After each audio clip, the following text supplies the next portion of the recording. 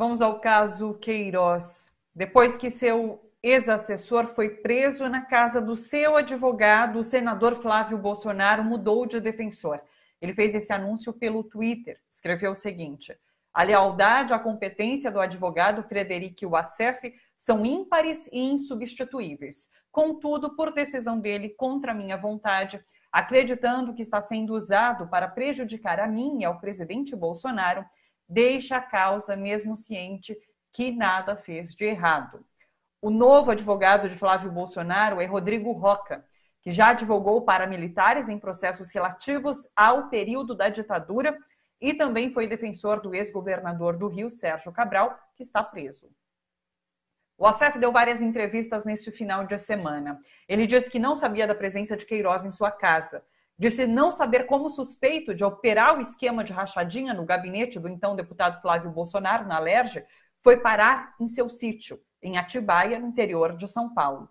No dia da prisão, Jair Bolsonaro alegou que Queiroz estava em Atibaia para tratar da saúde. Hoje, numa entrevista à Rádio Brasil Atual, o deputado federal Marcelo Freixo falou dos vínculos de Queiroz com Jair Bolsonaro. Vamos retomar. Ele é colocado no gabinete do Flávio pelo Jair e é uma pessoa que articulava a campanha de toda a família, principalmente em áreas de milícia, para responder objetivamente a sua pergunta. Então, nesse sentido, é evidente que o Queiroz, eu não estou com isso dizendo que o Queiroz seja dono de milícia, mas que ele tinha relação com as milícias, que ele circulava por Rio das Pedras, que ele fazia campanha na área em diversas áreas de milícia para toda a família Bolsonaro, isso é um fato. Quando o Jair coloca o Queiroz para coordenar o mandato do Flávio, eu fui deputado estadual durante 12 anos. Durante 12 anos eu convivi com o Flávio e vi o Queiroz quase que todos os dias ao lado do Flávio. Então não era uma pessoa subterrânea, secundária, era uma pessoa muito central naquele gabinete. O Jair Bolsonaro trabalhava quase toda sexta-feira no gabinete do Flávio, eu sempre o encontrava lá, né? E sempre na presença do Queiroz. Queiroz movimentou 1.200.000 em um ano. E tem um cheque dado por Queiroz, um depósito na conta da primeira-dama, da esposa do presidente Jair Bolsonaro. O presidente justifica dizendo que foi um empréstimo. Mas empréstimo dado por quê, quando, com que conta bancária ele faz? É um presidente da República, a explicação tem que ser dada. Neste domingo, teve protesto em favor da democracia e contra Jair Bolsonaro. Vamos ver como foi.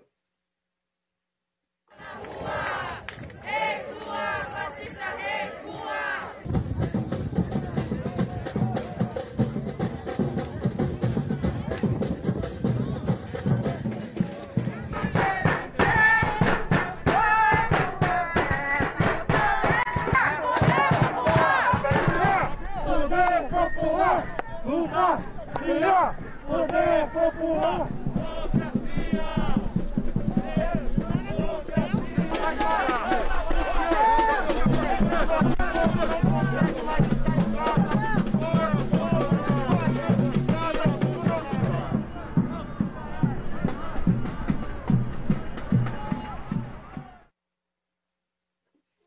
Bom, sobre tudo isso a gente conversa agora com o Fernando Brito, do Tijolaço. Oi, Fernando, tudo bom? Tudo bem, Thalita? É impressionante. Tudo certo. Fernando, diga, pode começar. Manda bala. É impressionante que em pouco mais de um mês, o leão virou um gatinho. Jair Bolsonaro, há um mês atrás, estava na frente do QG do Exército, ameaçando as instituições, dizendo que as Forças Armadas não cumpriam ordens absurdas, incitando, junto com seus seguidores, o fechamento do Congresso e do Supremo Tribunal Federal, e hoje está miando como um gato, mandando uma turminha lá para São Paulo conversar com Alexandre de Moraes, o ministro da Justiça, o ministro da AGU e o ministro da Secretaria-Geral da Presidência da República, que é um auxiliar ali de terceira linha, o Jorge Oliveira, né? Mandando lá conversar com o ministro para tentar conseguir um armistício, que absolutamente não vai acontecer. Né? Se o Bolsonaro quisesse mandar alguém que pudesse, de alguma forma, responder pelo comportamento dele, mandaria 3 outros ministros. Mandaria o ministro Augusto Heleno, mandaria o ministro Luiz Eduardo Ramos e mandaria o ministro Braga Neto, que são o núcleo militar que, dentro do Palácio do Planalto, governa o Brasil e o presidente da República. Então, eu acho que essa transformação tão rápida, mais veloz do que a subida dos índices de mortes e infecções pelo coronavírus, é o grande dado político desse momento. E a gente sabe que existe uma lei de Newton que diz que todo corpo tende a se manter em repouso ou em movimento se outras forças externas não agirem sobre ele. Vamos ver o que acontece em matéria de forças externas ao governo Bolsonaro, que eventualmente seja capaz de deter essa aceleração forte dele em direção à extinção do seu período. Porque é esse o concreto que nós temos hoje, nas condições de hoje, é a extinção do governo Bolsonaro, que não respira por aparelhos porque estamos com falta de respiradores. Extinção que se dará por qual forma, Fernando? Você acredita que... O fim de um governo pode acontecer de 1000 formas diferentes. Pode acontecer de 1000 formas diferentes. Do impeachment à renúncia, tudo isso pode se passar. A gente não pode adivinhar como, mas a gente pode aproveitar aquela frase do Eduardo Bolsonaro, que já não dizia que já não era ser, mas quando o governo Bolsonaro ia partir para uma tomada autoritária de poderes, eu acho que agora nós temos a mesma assertiva na direção contrária. Já não é ser, mas quando o governo Bolsonaro e como o governo Bolsonaro vai se extinguir, porque ele está se extinguindo. Ele não conta mais com autoridade, sequer, aliás, sobre seus próprios apoiadores. Eu estava escrevendo agora, no Tijolaço, sobre a nota que tem na Folha do manifesto, entre aspas, dos blogueiros bolsonaristas, aqueles que receberam uma fortuna de publicidade do governo, apelando ao presidente da República para que baixe um decreto determinando que os funcionários públicos, leia-se a Polícia Federal, não cumpra as ordens judiciais emanadas do Supremo no inquérito das fake news, porque o Tribunal dos Bolsonaristas decretou que é inconstitucional a apuração sobre as fake news e está estimulando o presidente numa incitação ao crime evidente, que é crime por si, a incitação é crime, e não depende de queixa de ninguém para a Procuradoria da República ou para a Polícia Federal iniciarem o inquérito.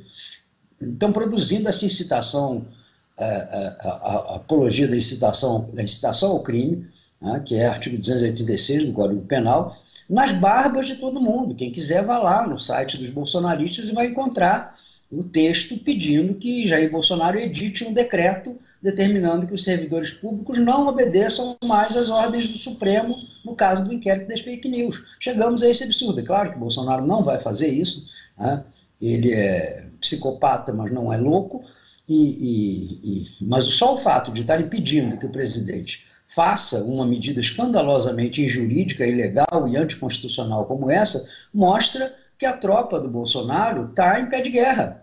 E o Bolsonaro não tem condições de travar a guerra. Ele está fraco, muito fraco.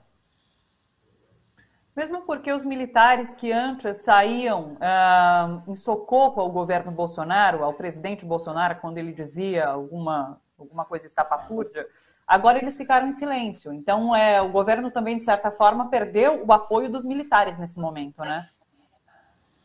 Eu acho que ele não perdeu o apoio dos militares. Eu acho que ele deixou de ser um bom negócio para os militares. Porque ele foi um bom negócio, no sentido do encaixe ali, daquela camada de oficiais da reserva, numa posição aqui, em outra posição ali. Pijama custa caro. Então a gente sabe que os generais, muitos foram juntar a fome de poder com a fome de complementos salariais, vantagens, influência. O próprio general Heleno sabe muito bem, no tempo que era assessor do Carlos Nussmann, no Comitê Olímpico Brasileiro, que felicidade é ganhar mais 50, 60, 70 mil reais. Mas não é essa a questão fundamental. É que o governo Bolsonaro passou a ser um mau negócio. Veja, o que os militares ganham tomando o poder autoritário com Bolsonaro? mais responsabilidade do que já tem com a ocupação do Ministério da Saúde, pelo massacre, pelo genocídio de dezenas e provavelmente mais de uma centena de milhares de brasileiros nessa pandemia. Vai tudo para a conta das Forças Armadas, que não tem na sua história a contagem de um massacre tão grande quanto esse que nós estamos tendo. Vai se inviabilizar internacionalmente, porque o Brasil, que já é uma vergonha do ponto de vista do enfrentamento da pandemia, vai passar a ser uma vergonha internacional por ter um governo de natureza militar, de ter um governo golpista numa época que já é muito distante daquela da Guerra Fria. E vai enfrentar na economia um período de grande fracasso, de grande depressão, que é o que nos espera de agora por diante, nos próximos meses e talvez anos. Então, não é um bom negócio assumir o poder nessas circunstâncias. É melhor para eles um acordo em que o novo governo assuma, meio sem culpas do passado, meio sem cargas do que aconteceu até aqui, e possa lentamente, num trabalho de formiguinha, ir recompondo algumas situações. Mais ou menos, por exemplo, como foi Itamar Franco em relação a Fernando Collor. Collor tinha arruinado o país, lançado o país numa baderna, como diria o ministro, ou ex-ministro fugitivo, Van Traub, numa baderna total, e o Itamar assumiu ali low profile, para ir colocando as coisas mais ou menos em ordem, e entregou o país num relativo equilíbrio e já com o plano real em funcionamento para o seu sucessor, que foi Fernando Henrique Cardoso, que pessoalmente nada fez senão dar continuidade àquela estabilidade que tinha sido implantada por Itamar Franco. Então eu acho que, do ponto de vista da relação custo-benefício para a imagem das Forças Armadas, ficar num governo de características marcadamente militares, autoritárias, intervencionistas, nesse momento, é só prejuízo. Afinal, porque o Messias que está lá, quem pariu foram eles, certo? Lembremos que o general Vilas Boas franqueou, no período da campanha eleitoral, a entrada subversiva, antidisciplina, anti-hierarquia de Jair Bolsonaro em tudo quanto foi escola militar, academia, quartel. Ele era arroz de festa, e onde tocava uma corneta, lá estava Jair Bolsonaro para fazer a sua demagogia, sob os auspícios do comandante do Exército, Eduardo Vilas Boas, nas barbas da República. Agora, Bolsonaro é cria deles, e eles têm que se desvencilhar de Bolsonaro. Talvez uma estratégia tipo essa do Vacef. Não fizemos nada, o Bolsonaro não é nosso. O Bolsonaro, não sei como ele apareceu no Palácio do Planalto. Pois é. Eu queria te ouvir também, Fernando, em relação a Abraham Weintraub, que pediu demissão, foi demitido do Ministério da Educação. Quem? Pois é, quem? Abraham Weintraub, que foi para os Estados Unidos, não se sabe como, talvez com passaporte diplomático, porque a exoneração não tinha saído até então, mas tudo muito nebuloso. E ele saiu do ministério dizendo, inclusive, que o primeiro passo seria ir para os Estados Unidos. Ele declarou que estaria fugindo, porque é investigado aqui no país. Olha, eu sou suspeito para falar do senhor Weintraub, porque, afinal de contas, eu estou sendo processado por ele. Ele, a certa altura, foi debochar dos ex-presidentes Lula e Dilma, numa comparação grotesca com aquele incidente lá do tráfico de cocaína no avião presidencial, e ele disse, mas esse avião já transportou droga, e o Lula, e a Dilma. Eu simplesmente transcrevi o que ele havia dito, e ele achou que eu estava injuriando por ter dito que ele tinha uma mente pornográfica. Ele, de fato, tem uma mente obscena. Porque só quem tem uma mente obscena, depois de passar semanas se arrogando o grande valente, o grande enfrentador, o homem que de peito aberto arrostava os perigos e os processos judiciais em defesa de Jair Bolsonaro, no que perde a imunidade de ministro, rapa fora, correndo para os Estados Unidos antes que o detivessem aqui para verificar as suas responsabilidades na declaração de que os ministros supremos, aqueles vagabundos, deveriam ser todos mandados para a cadeia. Então, esse tipo de personagem, olha, isso não dá uma notinha de rodapé na história. Isso vai ficar igual aquele Barreto Pinto, que era um deputado moralista, que uma vez vaidoso foi dar uma entrevista, se eu não me engano, para o Cruzeiro, e o fotógrafo, muito malandro, disse para ele que bastava ele vestir a casaco, o fraque, para aparecer na foto, e tirou a foto dele de corpo inteiro. E ele estava de cuecas. A foto foi publicada e nós vimos o retrato do moralista de cuecas. Agora nós estamos vendo o retrato do valente fugitivo. Eu conversei ontem com o Marcelo Uchoa, da BJD, da Associação Brasileira de Juristas pela Democracia, e ele foi mais taxativo ao falar sobre Weintraub. Falou que é um frouxo, que realmente, como você disse, enfrentou e saiu fugido depois. Pois é, né? É aquele famoso me segura, senão eu vou abrir. Isso é o retrato do bolsonarismo. Né? O bolsonarismo é um bando de valentes frouxos. Um bando de valentes frouxos. Eles ameaçaram, e tudo que eles conseguiram fazer foi esse espetáculo deprimente daquela pobre coitada, daquela desbocada, mal educada, que fala 530 palavrões, consegue ter um índice de palavrão por centímetro quadrado maior do que o próprio Jair Bolsonaro. É isso que eles produziram. A heroína deles é uma moça Sara Inverno. O herói deles é o valente Fujão. Então, é isso. E me admira que os militares brasileiros, tá bom, que é uma camada de militares que nunca ouviu o barulho de uma bala passando perto, mas que os militares brasileiros tenham se associado a esse tipo de gente, sabe? A essa coisa desqualificada. Pelo amor de Deus, olha, é inacreditável. É inacreditável.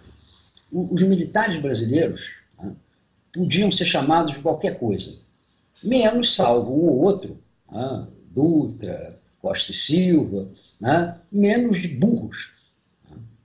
Menos de burros. Não era essa a característica das Forças Armadas brasileiras. Dessa vez, só dá, até por piedade, de chamar de burra a visão política que tiveram, achando que Jair Bolsonaro ia ser o cavalo de Troia para que os militares chegassem ao poder no Brasil.